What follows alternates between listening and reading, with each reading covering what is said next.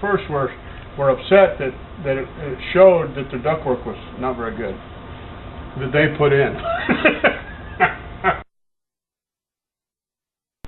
Well,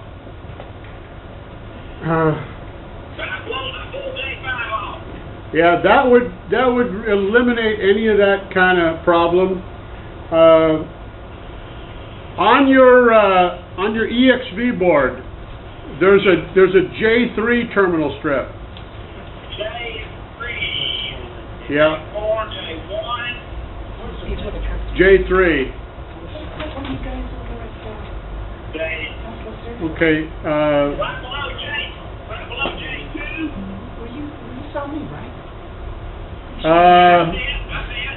Okay. Well, I think we're going to have to leave that one connected because do you have another little board that's an expansion board? Okay. There's another board called the CXB that you would, if you had more compressors, if you had 5 compressors or more and more unloaders, you'd have an expansion board. Since you don't have it, we can disconnect. All right, on your yeah, that's right, CXB. If you would, on the EXV board,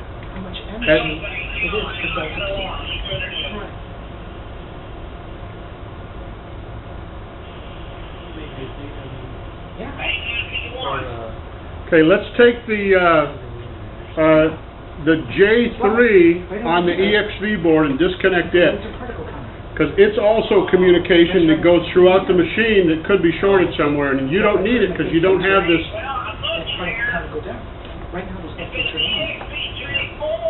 I'm making up.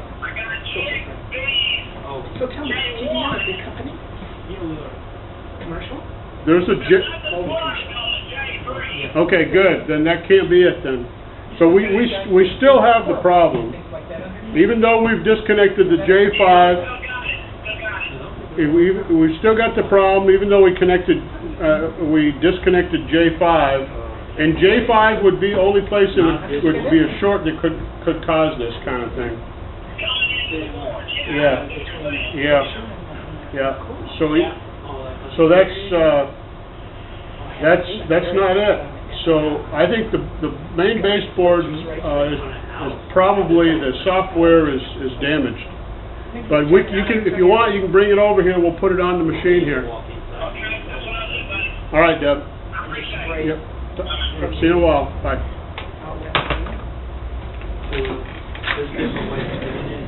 Hey, what's going on? I just need some information on our literature. That's all I need. Customer wants some literature. I looked on the website. I can't find it. Small.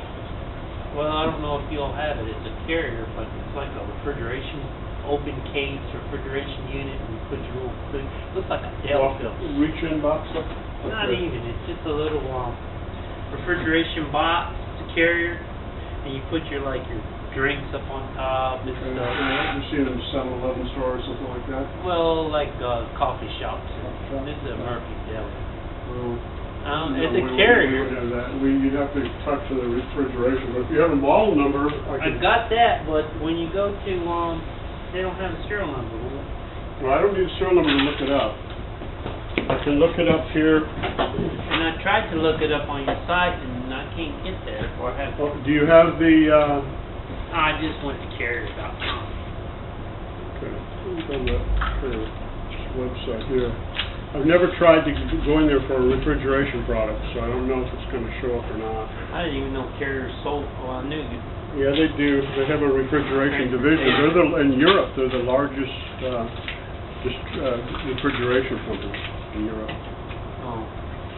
So they sell the stuff here, but we don't sell it at the distributors.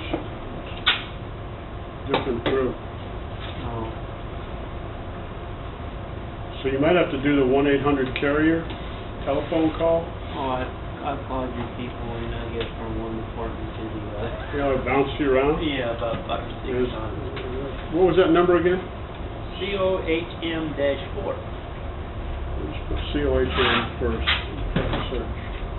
And it's saying that not a good number. So if I go this way, there's another way to do this. So search. technical search, and apartment.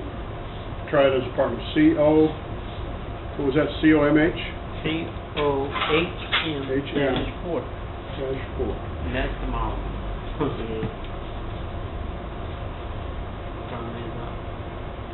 You know, they got so much good carrier stuff overseas. You know, I went and worked on a unit, a carrier unit with just a filter grill like that. Little, had a grill like that and had a evaporator coil in it. Yeah. That's all it was. Yeah. It's connected with piping to an outdoor unit. Yeah. I don't know what's Yeah, going on. that's an air conditioner though. I could, if you had the model number of that, I could find that for you, but Yeah. not the refrigeration stuff. That's the reason why I can't find it. Yeah, it's not available. I gotta go hit So the how do you restroom. find stuff like that? Call this another 1-800 number? All I've done is the 1-800 carrier in the past. I haven't nothing really. They're getting stuff overseas or what? I think this looks like a Delphil box the carrier put their name on.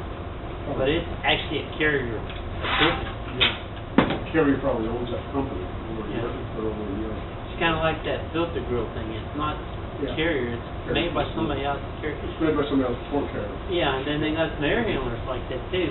Yeah, I gotta get to the restroom. Sorry. But I can call a 1-800 number? 1-800 carrier and tell them you have a refrigeration unit you're trying to find information on. Okay, I'll do it. Thank you. Thank you, Larry.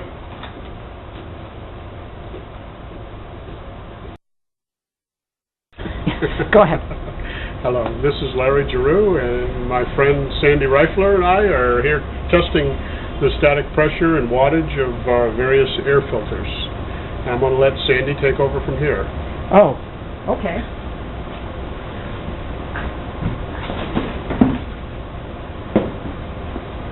I can turn that off anyway. Hi, folks. I don't know if that's.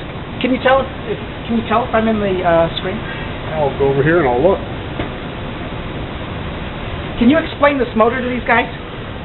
The motor is an ECM General Electric 2.5 motor that's used in the FE fan coil units. We're at. It is variable speed, and it uses normally about 1/4 the power of a PSC motor. It's used on furnaces and fan coils on the Carrier Bryant equipment line. I'm here at Houston Carrier to demonstrate to people that it's important to change the air filters out because a higher static pressure on the filter or more dirt on the filter costs more money to operate the system. The filters are very cheap. The cost is a lot more expensive.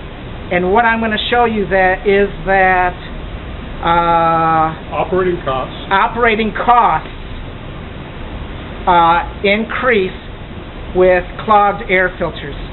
And so I'm here to help you understand when to change out an air filter.